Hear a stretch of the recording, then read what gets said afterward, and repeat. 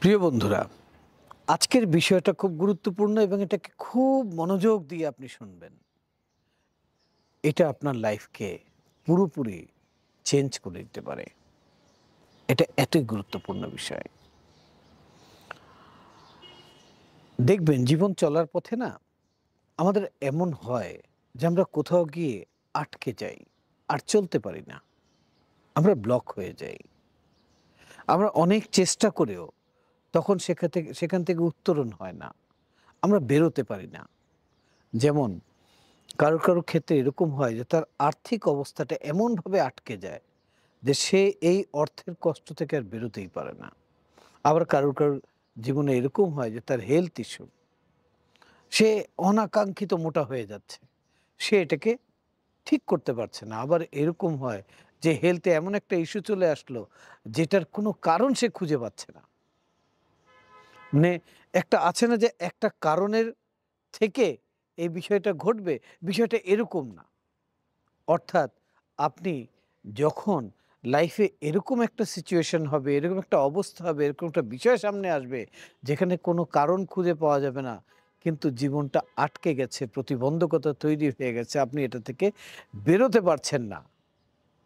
হুম, এরকম কেন হয়? সেটা হতে পারে আমাদের আর্থিক অবস্থা নিয়ে এরকম হতে পারে, সেটা হতে পারে আমাদের হেলথ ইস্যু হতে পারে, সেটা হতে পারে আমাদের সম্পর্কগুলো। আমরা অনেকেই এটা জানিই না, এটা বুঝিই না। বিষয়টাকে কিভাবে ঠিক করব সেটাও কখনো আমরা ওই লেভেল পর্যন্ত চিন্তা নিয়ে যেতে পারি না। আজকে এই বিষয়টাকে আমি তুলে ধরব স্টেপ বাই স্টেপ। পুরো ভিডিওটা, পুরো আমার লেকচারটা আপনারা এখন মনোযোগ দিয়ে শুনবেন। চলুন আপনাকে একটি ছোট্ট ঘটনা দিয়ে এই বিষয়টাকে শেয়ার করি।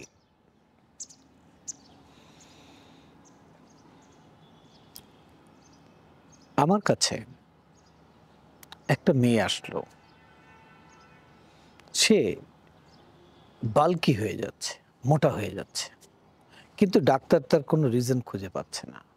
ডায়েট কন্ট্রোল করে তার ওজন নিয়ন্ত্রণ হচ্ছে না। ডে বাই ডে তার দেহটা এমন হয়ে যাচ্ছে যে তার দেহটাকে সে নিজেই পছন্দ করতে পারছে না। হুম?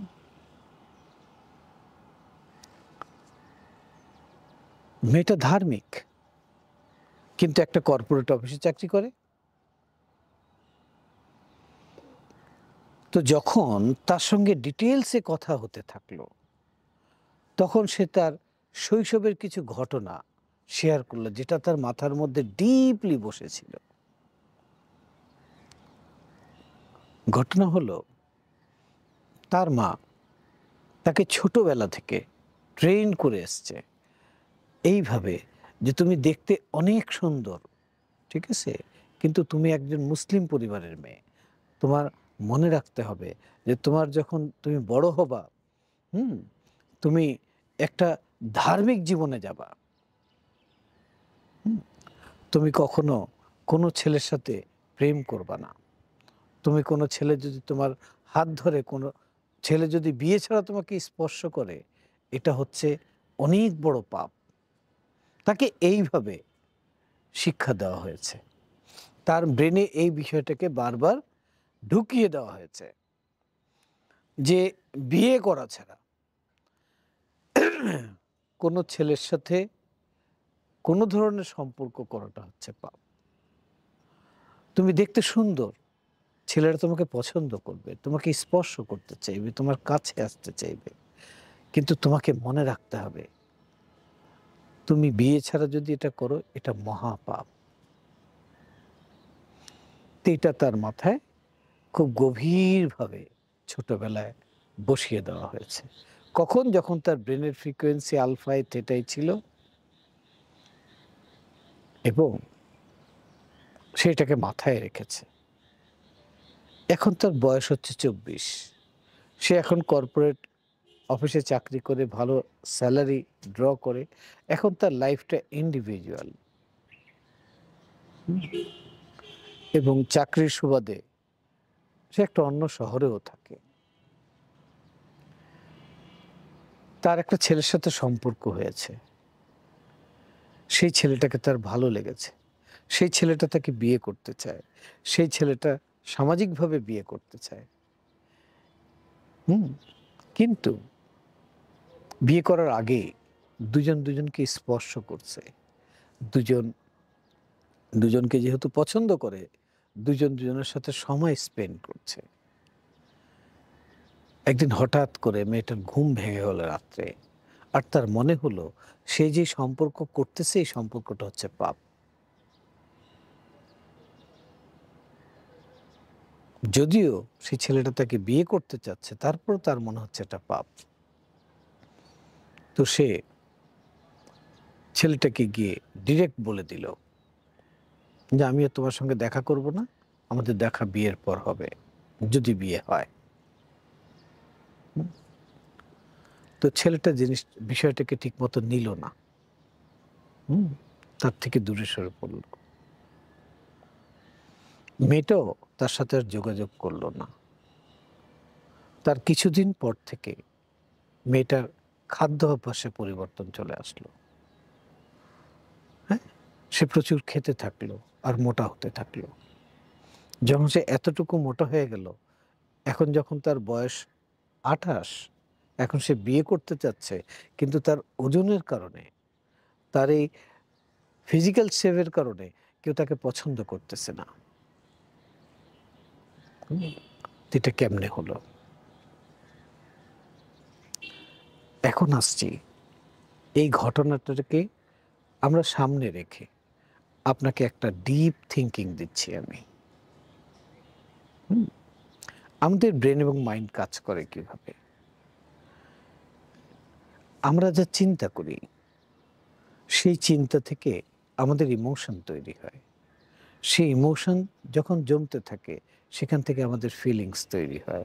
আর যেটা আমাদের ফিলিংস তৈরি হয়, সেটাই আমাদের বাস্তবতা তৈরি করে। আপনি যেই মুহূর্তে যা অনুভব করছেন, আপনি সেই মুহূর্তে তাই। আপনি কি অনুভব করছেন? এটা খুব গুরুত্বপূর্ণ। এখন এই থট থেকে ইমোশন পর্যন্ত আসার জন্য যে টুলস গুলো কাজ করে, তার একটা টুলস এর নাম হচ্ছে বিশ্বাস, বিলিফ সিস্টেম। আরেকটা টুলস হচ্ছে ডাউট, আরেকটা টুলস হচ্ছে ফিয়ার, ভয়। এই ৩ টে টুলস আমাদের থটটাকে রিয়ালিটি মেক করতে, সেই থটগুলোই রিয়ালিটি হয় যে এই টুলস যেইভাবে অ্যাপ্লিকেবল হবে। হুম? এখন ছোটবেলায় আমাদেরকে কি শিক্ষা দেওয়া হয়েছে? ছোটবেলায় আমরা যখন ব্রেনের ফ্রিকোয়েন্সি খুব স্লো ডাউন ছিল, ব্রেনটা একদম ফাঁকা মাঠ ছিল, যেকোনো বীজ বপন করলেই সেখানে গাছ ও ফল হয়ে যাবে, সেরকম একটা খোলা মাঠে কিসের বীজ বপন করা হয়েছে? দেখুন,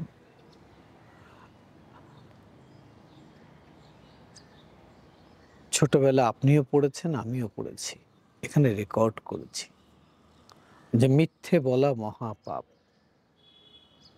মিথ্যে বলা মহাপাপ। আর যদি আমি পাপ করি তাহলে কি হবে? পাপ করলে কি করতে হবে? পাপ করলে আপনাকে শাস্তি পেতে হবে, নতুবা আপনাকে মাফ চাইতে হবে। হুম? আমি যদি পাপ করি তাহলে শাস্তি পেতে হবে অথবা মাফ চাইতে হবে। আর যদি রেকর্ড থাকে মিথ্যে বলা মহাপাপ, এইটা করা পাপ, ওইটা করা পাপ। হুম? বিয়ে ছাড়া একটা ছেলে মেয়ে সম্পর্ক করা এটা পাপ। হুম? তো কি হয়, যখনই আমরা থট করি, সেই থট অনুপাতে আমাদের ভেতরে কেমিক্যাল, হরমোনস এগুলো ডিসচার্জ হয়। এগুলো আমাদের সেলের ফাংশন গুলো করায়। হ্যাঁ? তো যখনই জীবনে আমাদের মধ্যে এরকম বিষয় আসে যে আমি পাপ করতেছি, তখনই কিছু নেগেটিভ কেমিক্যালস ডিসচার্জ হয়। আমাদের সেলগুলোকে নেগেটিভলি ফাংশন করায়। তখন আমাদের মধ্যে এক ধরনের ইমোশন এবং ফিলিংস তৈরি হয়। ইমোশনটা তখন ধীরে, ধীরে ওই জায়গাটায় ব্লক হতে থাকে।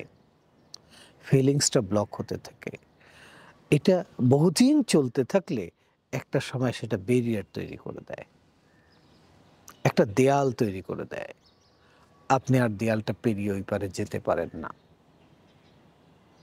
যেমন আপনি যদি প্রচুর টাকার মালিক হন, তাহলে আপনার কেয়ামতের দিন কঠিন হিসাব হবে। হুম? এটা যদি আপনার এখানে রেকর্ড থাকে, আমাদের বডির মেকানিজম এরকম, যেটা আপনার জন্য হার্ম, সে আপনাকে যদি ওটা ওর মধ্যে রেকর্ড থাকে, সে আপনাকে ওটা হতে দেবে না। সে আপনাকে আটকায় দেবে। হুম? একটা কথা চিন্তা করুন তো, যদি অধিক অর্থ আসলে এটা কি কোনো পাপের কারণ হতে পারে? এটা কি কোনো প্রতিবন্ধকতা হতে পারে? এটার জন্য কি হিসাব নিকাশ কঠিন হতে পারে? একটু উল্টো উল্টো দিকে চিন্তা করুন। যার কাছে একদম টাকা নেই, সে অভাবে ভুগতেছে, কষ্টে ভুগতেছে, দিন, দিন সে টাকার জন্য মরিয়া হয়ে উঠছে। যেটাই দাও সেটাই করতে রাজি আছে। যখন এরকম আর্থিক কষ্টের মধ্যে একটা মানুষ আছে, তখন তার চিন্তা কি হচ্ছে? তার ইমোশন কিভাবে কাজ করছে? তার ফিলিংস কি হচ্ছে? সেটা কি ভালো? সেটা কি পজিটিভ? তো যে ইমোশন, যে ফিলিংস, এগুলো যা কিছু হচ্ছে সেটা তো ভালো না, পজিটিভ না। সেটা একদম নেগেটিভ। হুম? তাহলে সে কি তৈরি করছে এখানে? এখানে যা তৈরি করছে সেটাই তো ওখানে হবে। হ্যাঁ? বিষয়টা আসলে ভুল। বিষয়টা সঠিক হলো যে আপনার কাছে যতই অর্থ থাকুক, সেটা কম থাকুক আর বেশি থাকুক, সেটার ব্যবহার আপনি কিভাবে করছেন? সেটা কি পজিটিভ ওয়েতে ইউজ করতেছেন নাকি নেগেটিভ ওয়েতে ইউজ করতেছেন? এটা আপনার উপর নির্ভর করছে। আপনি কি করছেন? হিসাব হবে আপনার কর্মের জন্য, যে আপনি কি কর্মটা করতেছেন। ওকে? এবং অর্থের প্রতিনিয়ত প্রয়োজন আছে। আপনি একটা পা ফেলতে পারবেন না যদি আপনার পকেটে টাকা না থাকে। ঠিক আছে? হুম? তো ছোটবেলায় ব্লক করে দেওয়া হয়েছে এভাবে। ঠিক আছে? তো যখনই ছোটবেলায় এইভাবে ব্লকটা করে দেওয়া হয়েছে, তখনই আমাদের ভেতরে এক ধরনের প্রতিবন্ধকতা তৈরি হয়েছে। সেই প্রতিবন্ধকতার নাম কি জানেন? সেটার নাম হচ্ছে ইনার গিল্টিনেস। হ্যাঁ? যে এটা পাপ। তো যখনই এটা পাপ এখানে রেকর্ড হয়ে রয়েছে, তাহলে তুমি পাপ করছো, তাহলে আপনার সিস্টেম কি করবে? আপনাকে পানিশমেন্ট করবে। তার ভেতরে কি হয়েছিল মেয়েটার ভেতরে? মেয়েটার ভেতরে যে ঘটনা ঘটেছিল সেটা বলি। মেয়েটার ভেতরে ঘটনা ঘটেছিল যে আমি দেখতে খুব সুন্দর, কিউট। আমাকে এইজন্য সবাই পছন্দ করে, আমাকে প্রপোজাল দেয়। আমি অনেককে রিজেক্ট করে দিয়েছি। একে আমার ভালো লেগেছে, এই কারণে সেটাকে আমি টাচ করতে দিয়েছি। Lot of things. তাহলে কি দাঁড়ালো? আমি দেখতে অনেক সুন্দর, যার কারণেই তো আমাকে পছন্দ করেছে। আমি যে বিয়ের আগে একটা ছেলের সঙ্গে ঘুরেছি, ফিরেছি, সময় স্পেন্ড করেছি, টাচ করেছে সে আমাকে, আমি তাকে টাচ করেছি, আমার খুব ভালো লেগেছে, এটা তো আমি পাপ করেছি। এখন সিস্টেম কি করবে? সেই পাপ থেকে আমাকে রক্ষা করবে। আমি দেখতে খুব সুন্দর, খুব কিউট, এই জন্য মানুষ আমাকে পছন্দ করেছে। তো এখন সিস্টেম কি করছে? বলে হরমোন, কেমিক্যালস ভেতরে ডিসচার্জ হচ্ছে, আপনাকে বাল্কি করে দিচ্ছে, চেহারাটা ফুলিয়ে দিচ্ছে, যাতে আপনি দেখতে অসুন্দর হয়ে যান, আগলি হয়ে যান, যাতে কেউ আপনাকে পছন্দ না করে।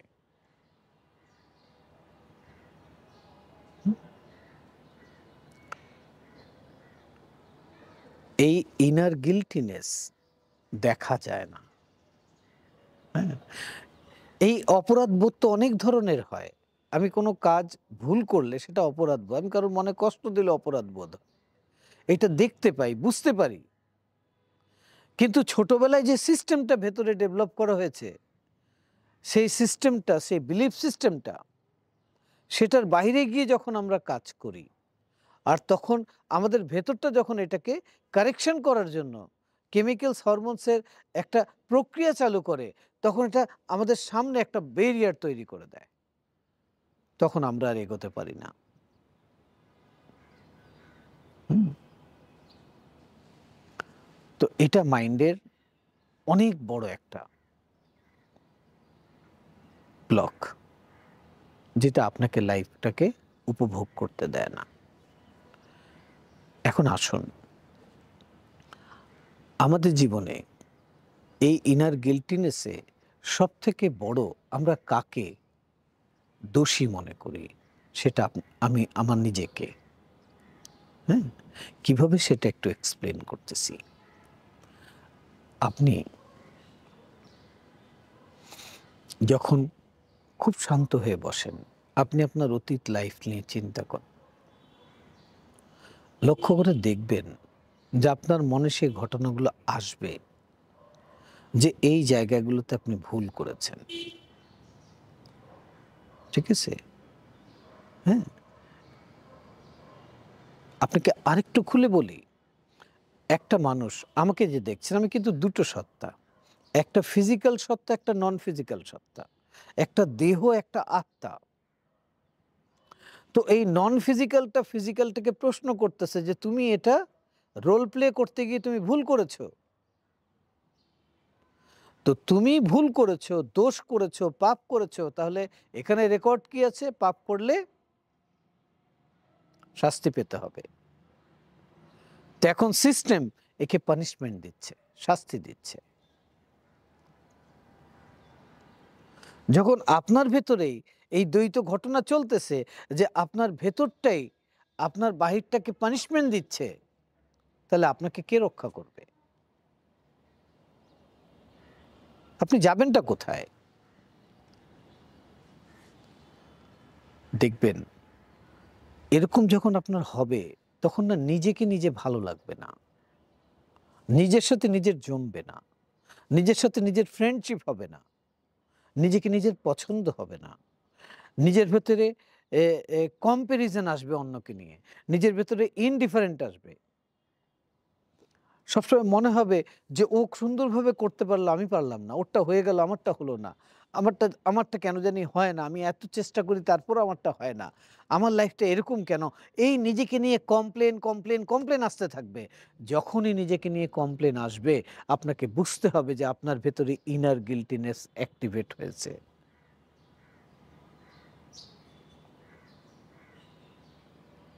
হুম?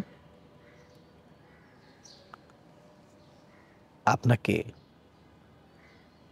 নিজের সাথে নিজের সম্পর্ককে মধুর করতে হবে। নিজেকে নিজে ক্ষমা করতে হবে।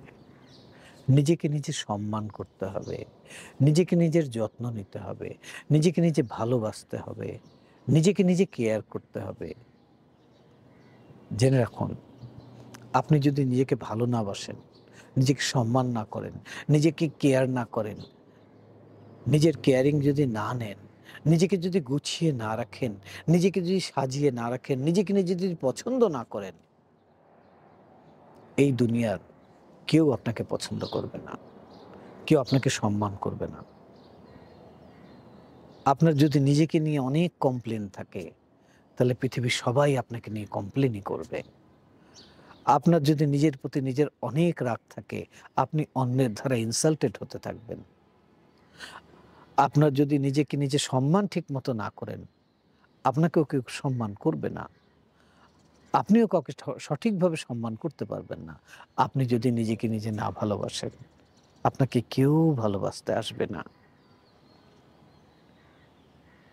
কারণ আপনার ভেতরে যেই ভাইব্রেশন তৈরি হচ্ছে, যে ফ্রিকোয়েন্সি তৈরি হচ্ছে, যে ইমোশন তৈরি হচ্ছে, সেই যেই ফিলিংস তৈরি হচ্ছে, ওই ধরনের ইমোশন, ওই ধরনের ভাইব্রেশন, ওই ধরনের ফিলিংসই আপনি এই পৃথিবী থেকে, স এই জগৎ থেকে আপনি রিসিভ করছেন। তাহলে আপনাকে নিজের সাথে নিজের সম্পর্কটাকে ঠিক করতে হবে।